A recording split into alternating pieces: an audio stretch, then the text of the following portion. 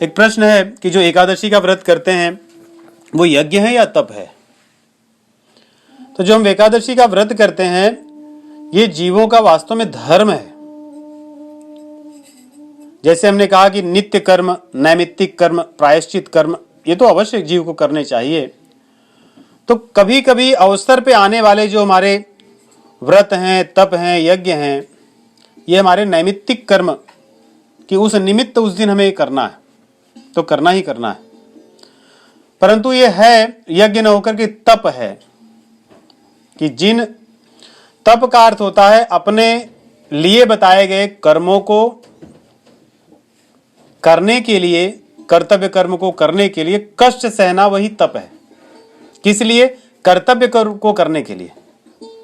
तो एकादशी के व्रत के दिन हम अन्न को ग्रहण नहीं करते और अपने अधिक से अधिक समय अपनी उपासना में लगाएं, यही इसका उद्देश्य है।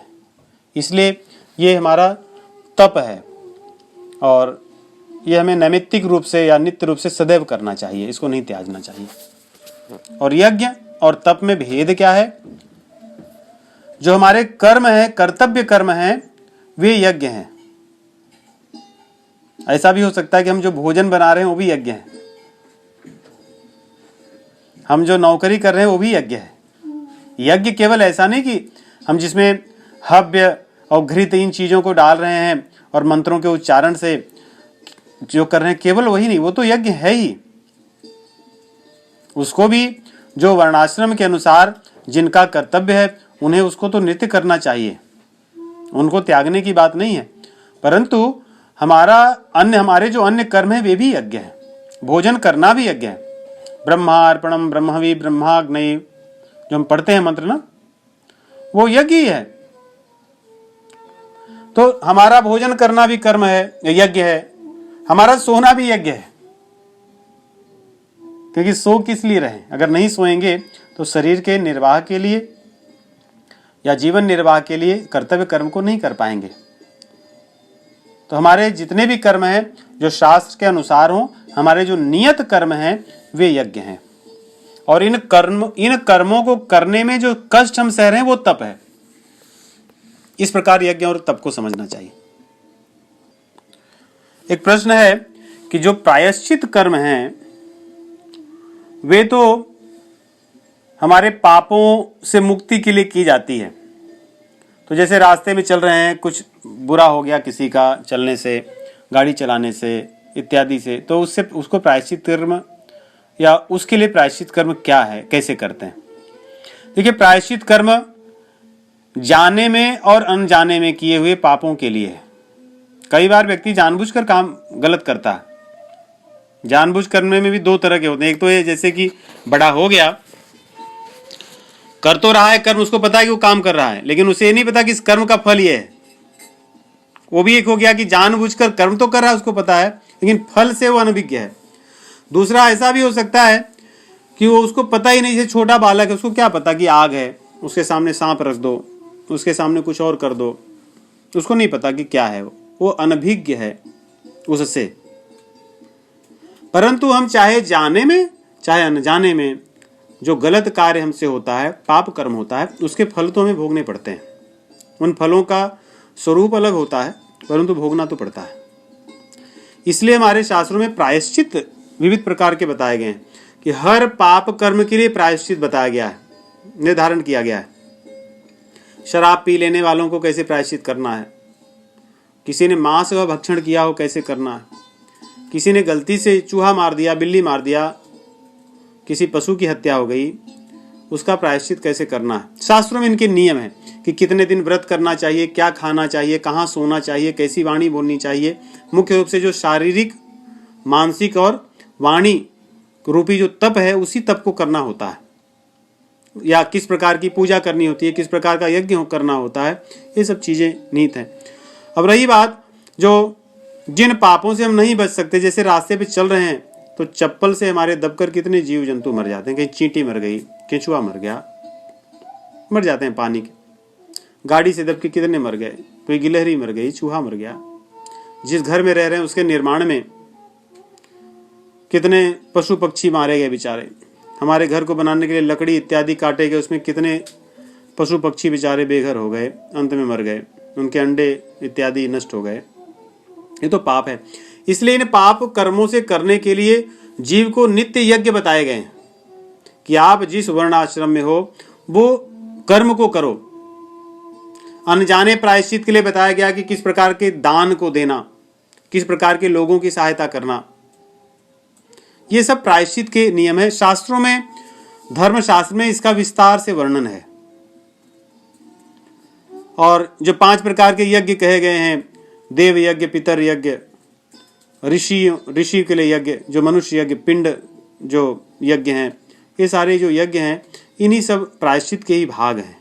या इन चीज़ों को करने से हमारे उन पापों से हमें एक तरह से अलग से प्रायश्चित नहीं करते, परंतु उन पापों से हमें मुक्ति मिलती है। और विशेष रूप से प्रायश्चित के रूप में दान की विधा है। जैसे धामों में इस प्रकार के दान करने से ऐसे पाप नष्ट हो जाते हैं, इस प्रकार के किए हुए कर्मों से छुटकारा मिलता है। ऐसी ही शास्त्रों में विधाएं हैं, जिसका विवरण हम इसके उत्तर में नहीं करेंगे, परंतु इस प्रकार प्रायश्चित कर्म किए जाते हैं। एक प्रश्न है कि हम जब मच्छर हैं मारते हैं, खटमल मारते हैं या अन्य प्रकार के जो जीव जंतु मारते हैं, तो क्या पाप है कि नहीं है? जी है, तो पाप, परंतु अपने इसीलिए कहते हैं ना कि जो शरीर है, ये शरीर के हर क्रियाएं पाप में है। सांस लेना भी पाप में है, चलना भी पाप में है। उसी प्रकार अपने को स्वस्थ रखने के लिए जब हम अन्य जीवों की हत्या करते हैं, मच्छर है, मक्खी हैं या अन्य प्रकार की चीजें, वो पाप है। ये भी उसी श्रेणी में आ गया। इस तरह के पापों के प्रायश्चित के लिए भी या इनकी विधा होती। जैसे पहले लोग देखो मच्छरदानी लगा लिया करते थे, उससे बच जाया करते थे। अभी लोग अन्य प्रकार की व्यवस्था करते हैं जिसे हो ऐसे हो, तो है तो पाप ही। इसको हम पुण्य या वैसे नहीं कह सकते, परंतु शरीर के स्वस्थ रखने के लिए, जीवन के निर्वाह के लिए यही है कि इस प्रकार के पापों को करते हुए जीव जीता है। इसलिए हम स्वयं को निष्पाप घोषित नहीं कर सकते। इन पापों से बचने के लिए अपने लिए बताए गए कर्तव्य कर्मों को करें, दान करें, धर्म के मार्ग पर चलें, सेवा शुश्रूषा करें, प्रायश्चित जो बताए गए कर्म हैं, व्रत हैं, उनको करें और इन चीजों से बचने के उपाय करें कि कैसे इनसे बचा जा सकता है। ये जो चूहे को पकड़ने के लिए चूहेदानी होती है, वही तो पाप ही है। हम पकड़ लिए, लेके गए, फिर बाहर कई बार मर जाते हैं, कई बार क्या होता है, तो पाप तो वही है। इसलिए मानव जीवन को जीता हुआ कोई व्यक्ति ये न कहे कि मैं बहुत बड़ा धर्मात्मा हूँ। उसका तो भोजन से लेकर के स्नान करते समय हम कितने लोगों को हमारे शरीर में लगाए गए साबुन से ही हो सकता है जल में रहने वाले कितने जीव जंतु मर जाते हैं। तो है तो जाने अनजाने में किए हुए पाप। इन्हीं के लिए प्रायश्चित की व्यवस्था है। एक प्रायश्चित में भी एक विशेष प्रायश्चित होता है। जैसे मैंने कहा कि किसी जीव की हत्या हो गई हमसे, और एक होता है सामान्य प्रायश्चित की अपने किए गए सभी कर्मों के लिए अनजाने में उनके लिए प्रायश्चित करना। उन्हीं के लिए हमारे शास्त्रों में कितनी चीजें कही गई है। नहीं, अजामिल का जैसे देखिए उस आख्यान में आता है कि जीवन तो पाप में ही है, लेकिन पाप से बचने के लिए भगवान नाम, भगवान का आश्रय, शास्त्रों के बताए हुए मार्ग पर चलना, शास्त्र विहित कर्मों का पालन करना और यज्ञ में करना, भोग विलास की कामना को छोड़कर कर्तव्यों का निर्वहन करना, इससे ये भी एक प्रकार के हमें उन पापों से मुक्ति दिलाते हैं।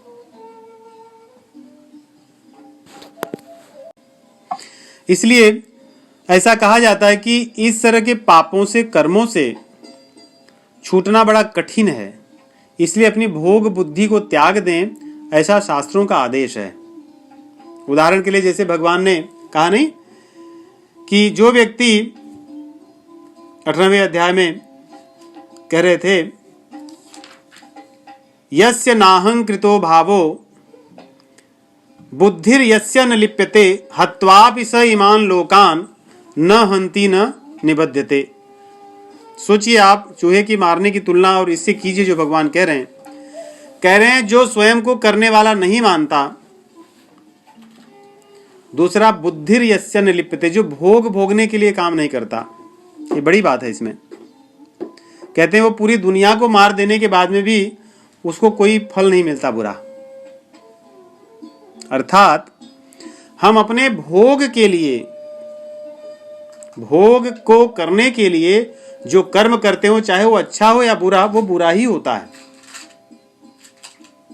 और भगवन मार्ग, भगवद आज्ञा के अनुसार अपने कर्तव्य कर्मों को करते समय संसार में दिखने के लिए हो सकता है कर्म अच्छा दिखे या बुरा, वो सदैव अच्छा ही होता है। वो कर्म सदैव अच्छा होता है। इसलिए जैसे देखिए मिलिट्री में जो योद्धा सामने बंदूक लेकर के हजारों को मार दे, लौट कर आता है तो उसको पुरस्कार भी दिया जाता है कि आइए आपने बहुत अच्छा काम किया, आइए। परंतु वही आने के बाद में अगर किसी एक के साथ लड़ाई हो जाए और उसको मार दे, मतलब अपने देश में वापस आए और किसी एक नागरिक को गोली भी न मारे, उसका हाथ काट दे, जान भी न ले, फिर भी उसको कारागार में बंद कर दिया जाएगा क्योंकि उसने काम गलत किया। यहां पर वो अपने लिए कर रहा था और वहां पर जब सीमा पर खड़े होकर युद्ध करता है तो वो अपने देश के लिए कर रहा था, अपने राजा के लिए कर रहा था, इसलिए उसको वहां पुरस्कार दिया जाता है। इसलिए जब ये मनुष्य शरीर भगवान ने दिया है कि आप इसको पाकर मुझे प्राप्त कर लोगे, तो उस उद्देश्य के लिए भगवान के द्वारा बताए गए नियम पर चलकर उस उद्देश्य को पाने के लिए हम जो भी कर्म करते हैं शास्त्र के अनुसार, वो कर्म दिखने में अच्छा हो सकता है, दिखने में बुरा हो सकता है, परिणामतः वो अच्छा ही होता है। ऐसी भावना रखनी चाहिए। तो प्रारब्ध से संबंधित प्रश्न है कि यदि किसी व्यक्ति के प्रारब्ध में निर्धनता ही लिखी है तो क्या किसी प्रकार से उसकी निर्धनता को दूर किया जा सकता है या संभव नहीं है? इस प्रकार के प्रश्नों को समझना, उनके उत्तर को देना वास्तव में कठिन है, परंतु शास्त्रों में इसके बारे में बहुत से उदाहरण हैं, बहुत सी कथाएं हैं कि प्रारब्ध को वास्तव में नहीं बदल सकते। आजकल हमें ऐसा लगता है कि हमने बदल दिया। देखिए रामायण में दोहा आता है, जब भरत जी गुरु वशिष्ठ जी से मिलते हैं तो कहते हैं, गुरु वशिष्ठ जी उनको कहते हैं, जब भगवान चले जाते हैं वन में और पिता दशरथ जी महाराज स्वर्ग को चले जाते हैं तो भरत जी बड़े व्यथित होते हैं कि मेरा सब कुछ छीन गया, मेरी स्थिति कैसी थी, कैसा मैं राजकुमार था, कितने आनंद में रहता था, इठलाता था, अपने भैया के साथ रहता था, लेकिन आज मैं कहाँ हूँ। तो उनको समझाते हैं, सुनहु भरत भावी प्रबल बिलखि कहो मुनिनाथ, लाभ हानि जीवन मरण यश अपयश विधि हाथ। विधि अर्थात ब्रह्मा अर्थात भाग्य, प्रारब्ध के हाथ में ये 6 चीजें, कब कहाँ किस परिस्थिति में जन्म होगा, कब कहाँ किस परिस्थिति में मृत्यु होगी, ये कोई व्यक्ति नहीं बदल सकता। नहीं, ये तो हम सबको समझ में आता है इसको समझने में कोई कठिनाई नहीं। यश अपयश, इसको समझने में थोड़ी सरलता होती है, थोड़ी कठिनाई होती है कभी कभी। कोई व्यक्ति अपयश चाहता है, कोई व्यक्ति ऐसा है जो यश नहीं चाहता, लेकिन जिसको जो मिलना होता वही मिलता है। कई बार 4 लोग मिलकर के एक ही काम करें, उस काम में भी एक व्यक्ति का यश बढ़ जाता है, एक का अपयश होता है। कई बार 4 लोगों ने मिल करके व्यवसाय किया या कोई सेवा का प्रकल्प किया, उस सेवा के प्रकल्प में भी एक व्यक्ति का बहुत मान बढ़ जाता है और एक व्यक्ति का कोई ऐसी स्थिति आती है उसका सब अपमान हो जाता है, वहां पे लज्जित हो जाता है। उसको मुंह दिखाने की, कहीं कहते हैं कि मुंह दिखाने का कोई स्थान नहीं मिलता। काम तो अच्छा करने का सोचे थे, ये कौन निश्चित किया? तो इसलिए इस चीज को थोड़ी व्यक्ति को समझ में आती है, थोड़ी नहीं समझ में आती, परंतु जब लाभ हानि की बात आती है वहां कठिन हो जाता है समझना। हमें लगता है कि हम बहुत मेहनत करते हैं तो हम धन कमाते हैं, नहीं करते तो नहीं कमाते। हाँ, सही बात है। देखिए, अगर प्रारब्धवश लिखा होगा कि आप धनवान रहोगे तो धनवान होगे ही। बड़े बड़े जो बिजनेस टाइकून्स हैं, इनके घर में जन्म लेने वाला व्यक्ति क्या निर्धारित किया था क्या उसे अमीर बनना है? जन्म लेने के बाद नहीं, उसका प्रारब्ध था। वहां जन्मते ही वो मल्टी बिलियनियर्स हो चुका है। उसको किसी चीज की कमी नहीं है। कोई बहुत निर्धन जो व्यक्ति होता है, निर्धनता में उसका जीवन चलता है, उसके यहां जन्म लेने वाला व्यक्ति क्या उसने सुनिश्चित किया था कि मुझे यहीं जन्म लेना है, निर्धन बनना है? परंतु जन्म तो वहीं मिला। अब सोचिए, कोई व्यक्ति किसी निर्धन के यहां जन्म पाया, इस बात को ऐसे समझिए, और वो व्यक्ति जो निर्धन था उसने अपने बेटे को कैसे भी पढ़ाया लिखाया, पढ़ लिख करके वो बड़ा हुआ और उस थोड़ा धन कमाने लगा, और वो धन कमाए कि इसके पहले ही उस व्यक्ति की, उसके पिता की मृत्यु हो गई। उसका पूरा जीवन किस में बीता? निर्धनता में ही बीता। तो उसके जीवन में तो वास्तव में प्रारब्ध में निर्धनता ही लिखी थी। भले उसका बेटा बहुत पैसा कमाया, परंतु उस पैसे का, उस धन का उसको कोई लाभ नहीं, क्योंकि उसके प्रारब्ध में निर्धनता ही थी। ऐसा नहीं कि उसने कभी प्रयास न किया हो कि निर्धन में नहीं रहूं। निर्धनता से निकलने के लिए उसने मेहनत की, सारी चीजें की, चेष्टाएं की, योजनाएं की, सब कुछ किया, परंतु किसी कारणवश वो नहीं, वो जो कारण था वही प्रारब्ध है। एक चीज। दूसरी चीज, अनादिकाल से और विशेष करके आजकल भोगवाद में कौन सा ऐसा देश है जिस देश में गरीब नहीं है? कौन सा ऐसा देश है? हम लोग ऐसे ऐसे लोगों की कहानी यहां जानते हैं जहां रह रहे हैं। बड़े बड़े धनवान लोग कुछ महीने में बेघर हो चुके हैं यहां पर। नहीं, जो सड़क पर बैठे हुए जो लोग हैं यहां पे हमको दिखते हैं, इनमें से कई लोग पहले धनवान थे, कईयों की नौकरी थी, लेकिन कहां हैं वे लोग? कई के माता पिता बड़े पैसे वाले हैं, लेकिन उनकी जो संतान है वो माता पिता से संबंध ही नहीं रखती किसी प्रकार की। अगर माता पिता से संबंध रखे तो वो जो स्थिति में है उससे अच्छी स्थिति में रहेगा, परंतु उसको नहीं रखना। कौन करवा रहा है ये? क्यों? वो माता पिता को छोड़कर भाग चुका है। ये उसका प्रारब्ध करवा रहा है। अब ये प्रारब्ध जो है, प्रारब्ध से वैसी बुद्धि हो जाती है व्यक्ति की, स्फुरना मिलती है। अब प्रारब्ध बस कुछ परिस्थिति मिलती है। जैसे देखिए, कोई व्यक्ति बहुत धनवान है, ये उसका प्रारब्ध था। उस धन के कारण उसके भीतर अहंकार बढ़ता है, ये स्फुरना होती है, धन का स्वभाव है। लेकिन अहंकार को रोकना उसके वश में है कि नहीं? इस प्रकार वो उसको रोक सकता है, लेकिन वो नहीं रोकता। तो स्फुरना तो होती है अहंकार की धन के कारण,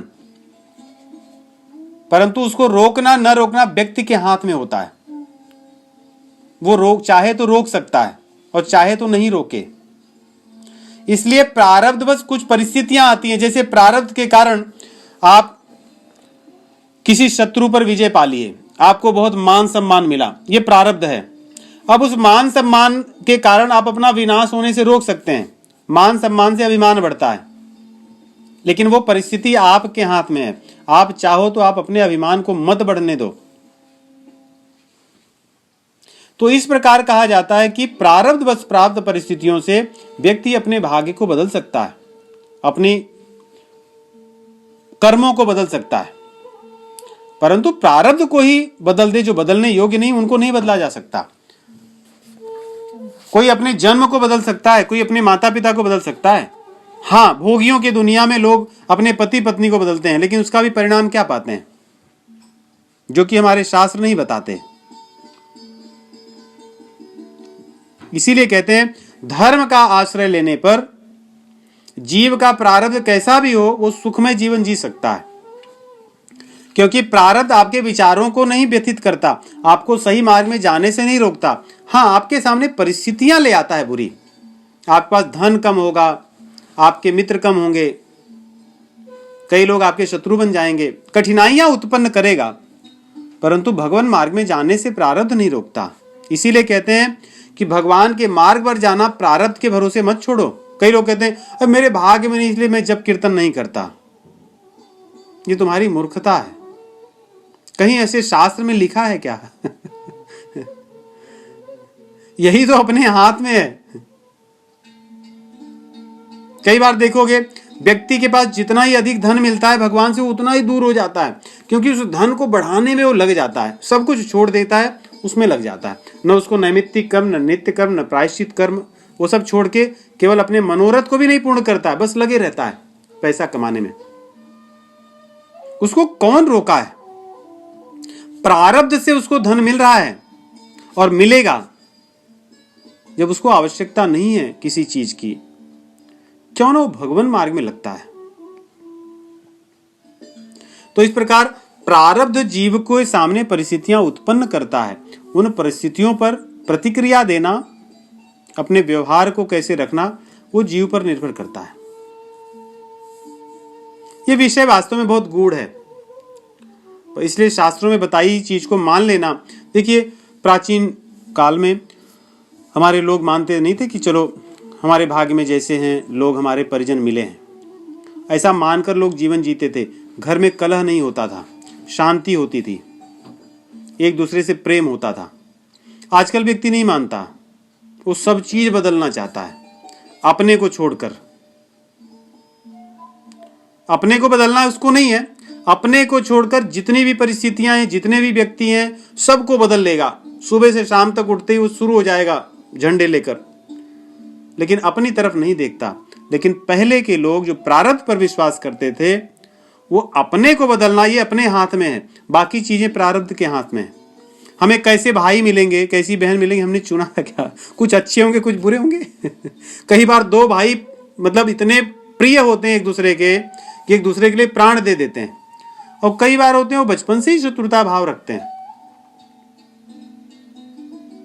ये कौन चुना था? ये प्रारब्ध चुनता है।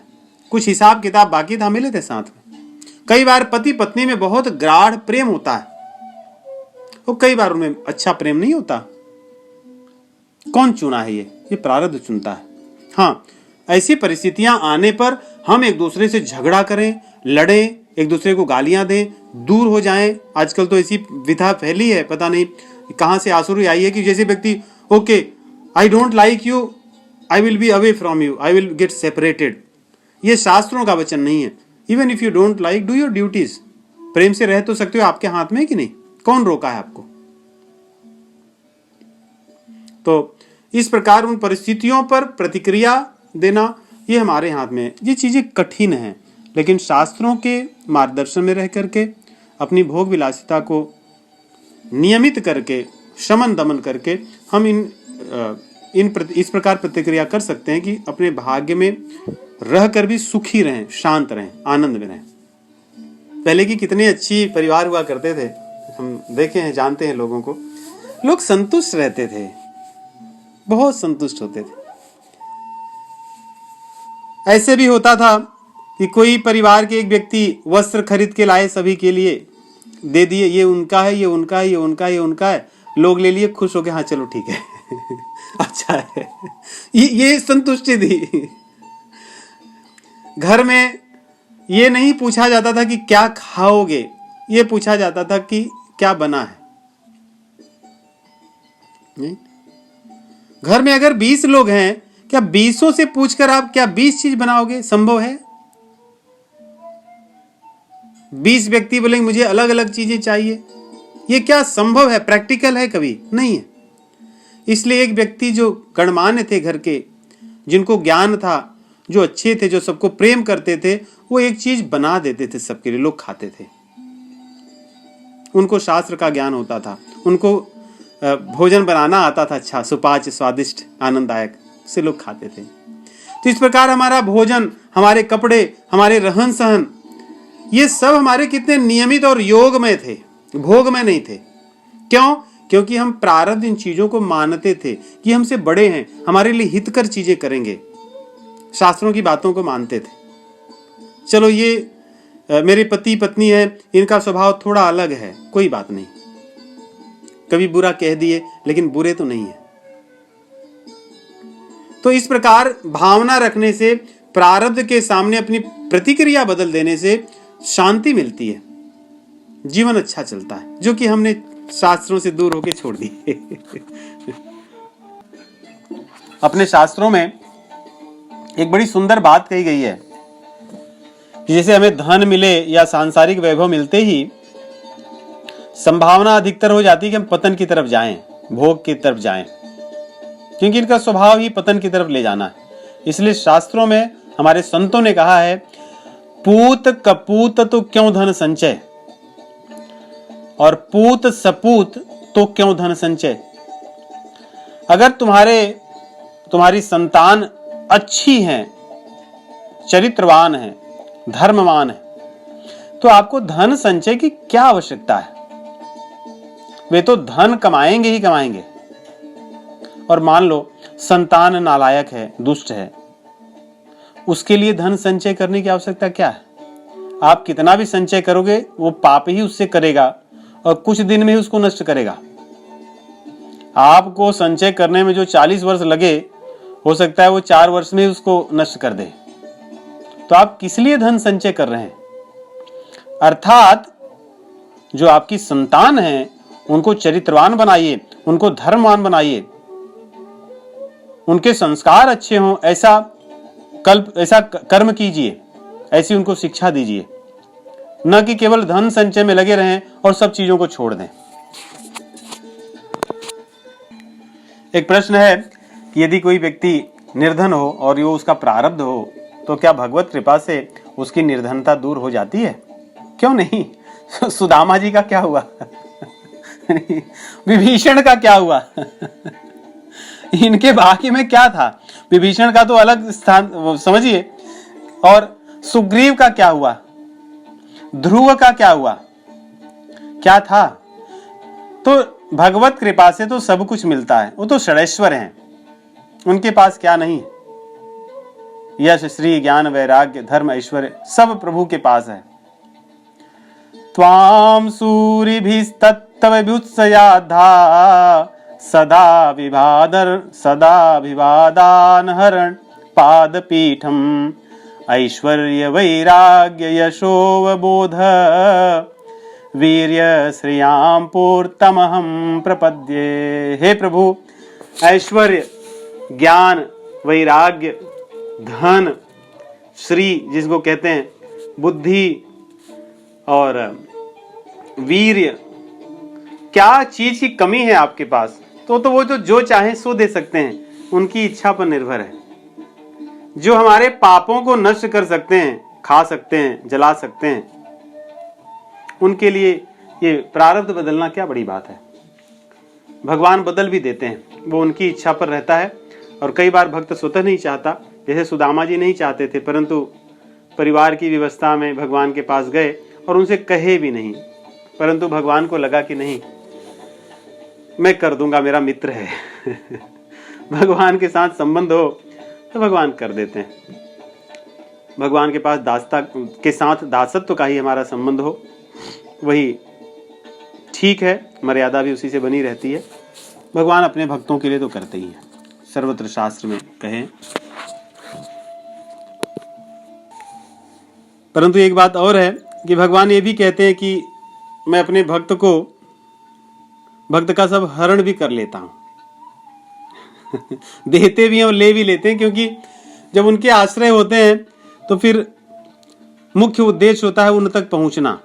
यदि उन्हें लगता है कि इन सब चीजों की प्राप्ति हो जाने पर ये मेरा जो भक्त है वो भक्ति को नहीं छोड़ेगा, परंतु उसका सदुपयोग अपने कर्तव्य कर्मों को करने के लिए तथा अन्य जीवों के मार्ग में भगवत भक्ति लाने के लिए या अन्य जीवों को भगवत भक्ति मार्ग में ले आने के लिए करेगा, तो भगवान उस धन को या वैभव को नहीं लेते। परंतु यदि उन्हें लगता है कि इसको पा जाने से इसका पतन हो जाएगा, तो जो रहता है भगवान वो भी छीन लेते हैं। भगवान कहते हैं पहले मैं उसका धन संपत्ति छीनता हूं, और धन संपत्ति के छीन जाने पर स्वाभाविक ही जो परिजन है अपने आप छीन जाते हैं। जैसे गुड़ होता है, गुड़ के आसपास चींटियां सब मंडराती हैं, वैसे आपके पास धन हो तो सब मंडराने लगते हैं। और जैसे ही वो गुड़ चला जाता है तो सब चींटियाँ अपने अपने रास्ते कहीं और चल देती हैं। तो भगवान कहते हैं जब मैं उसकी धन संपत्ति छीन लेता हूँ तो अपने आप बाकी सब लोग निकल लेते हैं, वो अकेला रह जाता है। तो उसका धन संपत्ति भी जाती है, परिजन भी जाते हैं, लेकिन उन्हीं का भगवान करते हैं जो इन चीज़ों को सह पाते हैं। भगवान किसी को पतित होने के लिए नहीं करते, इसीलिए अपनी कृपालुता के कारण उन्होंने कहा 4 प्रकार के लोगों को मैं अपना भक्त मानता हूँ।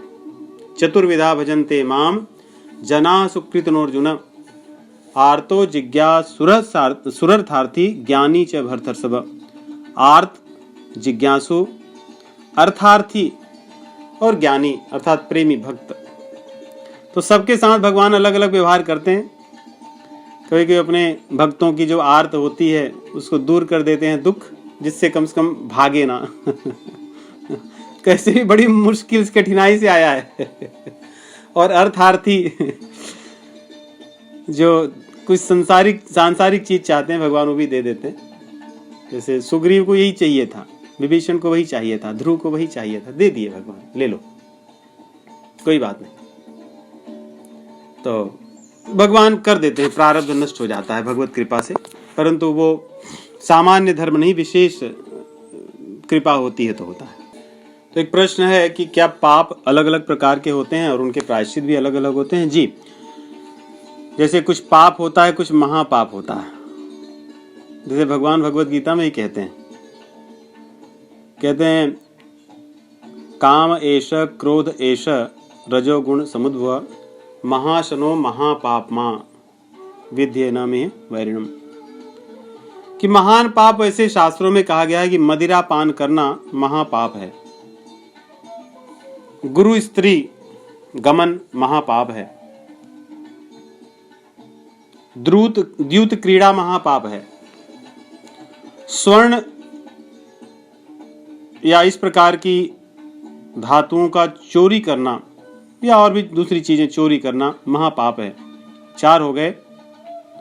और 5वां जो बड़ा आश्चर्य होता है सुनकर, कहते हैं कि इन प्रकार के कर्म करने वाले लोगों का साथ रखना, उनकी संगति करना वो भी महापाप है। तो मदिरा पीने वाले की, जुआ खेलने वाले की, चोरी करने वाले की या परिस्त्री गमन करने वाले व्यक्ति का संगत करना भी महापाप है। और इन सभी महापापों के प्रायश्चित बताए गए, जैसे कृष्णायन व्रत है, चांद्रायण व्रत है और भी अन्य प्रकार के व्रत हैं। इनमें भी कोई अर्ध व्रत है, कोई दुगुना व्रत है और उनकी विधा है, कैसे रहना है, कैसे खाना है, कैसे सोना है, कैसे बोलना है, इन सारी चीज़ों को बताया गया है। उसी प्रकार अन्य भी पाप हैं, जैसे कभी कोई पशु हत्या हो जाए, कोई पक्षी मर जाए। पक्षियों में भी श्रेणी बताई गई है, जहाँ पे शास्त्रों में इसका वर्णन किया गया, बहुत बताया गया कि कौवा मर जाए, कोयल मर जाए, हिरण मर जाए, भैंस मर जाए, इन सब के क्या क्या प्रायश्चित हैं, अलग अलग कहे गए। एक वो पाप जिसकी कहते हैं कि इसका प्रायश्चित असंभव के समान है, वो कहते हैं कृतघ्नता का। सोचिए, कृतघ्न होना, कहते हैं कि इसका प्रायश्चित वास्तव में नहीं है। अर्थात जो व्यक्ति मेरे साथ अच्छा करे, उपकार करे, मेरे मन में उसके प्रति कृतज्ञता का भाव न हो, ये ऐसा पाप है जिससे छुटकारा मिलना बड़ा कठिन है। एक दूसरा, इन पापों से ऊपर अपराध कहे जाते हैं। अपराधों से छूटना बड़ा कठिन है। वे तो छूटते हैं भगवत कृपा या संतों की कृपा से, जिनके प्रति हम अपराध करते हैं, जिनसे हम ज्ञान पाएं, जो हमारे शास्त्र हैं, भगवत विभूतियों का, गुरु संतों का, आचार्यों का अपमान करना, उनकी निंदा करना, यथोचित उनका सम्मान न करना या उनको सामान्य मनुष्य की तरह ही उनके साथ व्यवहार करना, ये सब अपराधों की श्रेणी में आते हैं। इनमें भी कई प्रकार हैं, भगवान के नाम के, धाम के, विग्रह के साथ, गुरु के साथ बहुत से अपराध हैं। ये भी बड़े कठिन है। ये प्रायश्चितों से, इनका प्रायश्चित नहीं होता सामान्य प्रायश्चितों से। ये तो जिनके प्रति किए जाते हैं उनकी प्रसन्नता सेवा से, उनकी कृपा से ही इनका प्रायश्चित या इनसे छूटना होता है। तो इस प्रकार बहुत प्रकार के पाप, अपराध इत्यादि हैं। और एक प्रश्न है संस्कारों से संबंधित कि क्या संस्कार सत्संग में बदल जाते हैं? जी, जैसे हींग बहुत वर्षों तक, महीनों तक किसी डब्बे में रही हो, डिबिया में, तो हींग के समाप्त हो जाने पर भी उसकी गंध तो बनी रहती है। वैसे ही संस्कार होते हैं। कई जन्मों तक हमने झूठ बोला, चोरी की, छल किया, कपट किया, लोभ किया, लालच किया, इनके संस्कार तो स्फुरना बन करके इस जन्म में भी हमसे काम कराते रहेंगे। परंतु सत्संग एक ऐसी औषधि है, ये सोचिए कि हींग की जो गंध है उससे भी अधिक गंध इसकी है, कि हींग के गंध को भी ये नष्ट कर देने वाली है। संस्कारों का जो प्रभाव है उसको ये नष्ट कर देती है। इसीलिए गोस्वामी जी लिखते हैं रामचरितमानस में कि बिनु सत्संग विवेक न होई, राम कृपा बिनु सुलभ न सोई, मज्जन फल पेखिय तत्काला। कि सत्संग रूपी सरोवर में स्नान करने का फल ऐसा नहीं कि बहुत महीने बाद आएगा। मज्जन फल पेखिय तत्काला, काक हो ही पिक बकऊ मराला। जो कौवा होता है वो कोयल बन जाता है, और जो बगुला होता है वो हंस बन जाता है। नहीं, हम में से कितने लोग हैं जो अपने हृदय में यदि झांके तो ऐसा लगता है कि नहीं, मैं तो कौवे की तरह ही था, मैं तो बगुले की तरह ही था, लेकिन आज मेरे विचार व्यवहार भले पूर्णतया न हो, लेकिन कोयल की और हंस के अंश तो दिखते हैं, भावनाएं तो वैसी हैं। तो सत्संग का ही प्रभाव है। सत्संग से संस्कारों को बदला जा सकता है, नष्ट किया जा सकता है, और सत्संग से ही बदलते हैं। और किससे बदलेंगे? संसार में है ऐसी कौन सी चीज? आप संसार में जाओगे, क्या दिखेगा? कोई बड़ी चीज है क्या? काम, क्रोध, लोभ, मोह, मद, मत्सर्य। आप संसार की कौन सी चीज इनसे अलग देखोगे? जहां भी आप जाओ, जिससे मिलो, ये छह में से कोई एक न एक तो होगा ही। बस यही संसार की उपलब्धि है। काम, क्रोध, लोभ, मोह, मद, मत्सर्य, बस इन्हीं के चाचा बचीता, बेटे बेटी, माता पिता इन्हीं के हैं। इन्हीं 6 चीजों की मिलके सब चीजें हैं। ये तो संस्कारों को बुरे करने वाले ही हैं। इसमें से कोई चीज क्या संस्कार अच्छे बनाने वाली है? नहीं। लेकिन जैसे ही आप सत्संग की तरफ आते हो, उल्टा हो जाता है। इनको शत्रु मान लिया जाता है। जय शत्रु महाबाहो, भगवान कहते हैं कि महाबाहो, इसको शत्रु मान, इसको मार। सत्संग में इनको मारने की बात की जाती है। और संसार में, अच्छा आपकी सैलरी इस साल इतनी थी, अगले साल बढ़ी नहीं? कैसे व्यक्ति हो? उतने भी? संसार की प्रत्येक क्रियाएं कामनाओं को, लोभ को, छल कपट को बढ़ाने वाले ही हैं। जब तक वो भगवान से नहीं जुड़ते, जैसे ही भगवान से जुड़ जाते हैं ये चीजें विपरीत हो जाती हैं, क्योंकि तब हम भगवान की तरफ मुख कर लेते हैं। माया अपहृत ज्ञाना, माया के द्वारा जो हमारा ज्ञान हर लिया गया था वो मुक्त हो जाता है। तब हम सही चीजों को सही देखने लगते हैं। इसलिए सत्संग मन लगा करके और आनंद से करने से हमारे सब जो बुरे संस्कार हैं वो नष्ट हो जाते हैं और अच्छे संस्कारों का सृजन होता है और वो दृढ़ बनते हैं।